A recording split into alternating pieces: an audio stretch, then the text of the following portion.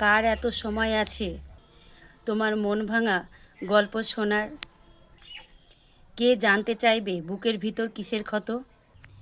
তাই নিজের ক্ষততে নিজেই প্রলেপ লাগিয়ে নাও, নিজের মন খারাপের সঙ্গী বানাও নিজেকেই। দেখো, তোমার মন ভাঙার গল্পটা অনেকেই শুনবে, কিন্তু তোমার কষ্টটা তোমার মতন করে কেউ অনুভব করতে পারবে না।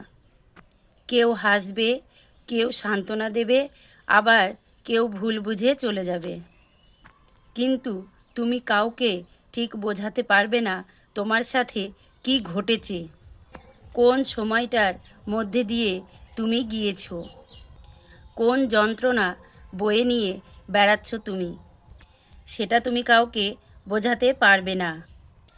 তোমার সুখের গল্প সবার কাছে বলতে পারবে, তখন তোমার কাছে সবাই থাকবে, কিন্তু তোমার মন খারাপের গল্প তুমি কাউকে বলতে পারবে না, তখন তোমার পাশে কেউ থাকবে না।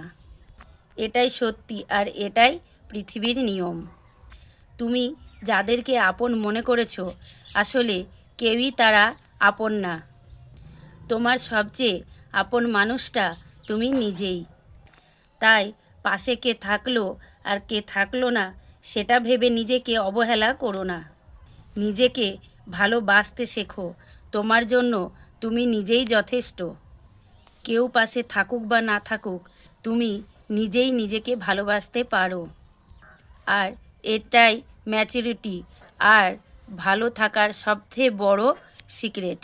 আজকে তোমার সময় খারাপ যাচ্ছে, সবাই মিলে তোমাকে উস্কানি দেওয়া কথাবার্তা বলবে, কিন্তু একজনও তোমাকে সান্ত্বনা দেওয়ার কথা বলবে না। হয়তো তোমাকে সান্ত্বনা দিবে খুবই কম মানুষজন, হয়তো যারা তোমাকে সান্ত্বনা দেবে তারা তোমার পরিবারের মানুষজন। এমন সময় দেখবে তোমার কাছের মানুষজনও তোমার পাশে নেই। এই পৃথিবীটা সত্যিই খুব অদ্ভুত। যদি তুমি কিছু দিতে পারো তাহলে তোমার কাছে থাকবে, আর যদি তুমি কিছু দিতে না পারো তাহলে থাকবে না। তোমার ক্ষত অন্যকে দেখিয়ে তার কাছে হাসির পাত্র হওয়ার কোনো মানেই হয় না। তুমি সব সময় চেষ্টা করবে তুমি নিজেকে কিভাবে ভালো রাখবে। নিজে ভালো থাকলে পুরো দুনিয়া ভালো থাকবে। তুমি খারাপ থাকলে কেউ থাকবে না। তুমি দিন শেষে এটা মনে রাখবে, তোমার আশেপাশে কেউ নেই, তুমি একা। তোমার পরিবারের মানুষ বলো, তোমার শুভাকাঙ্ক্ষী বলো, কেউ নেই। বিশ্বাস করো, কেউ নেই।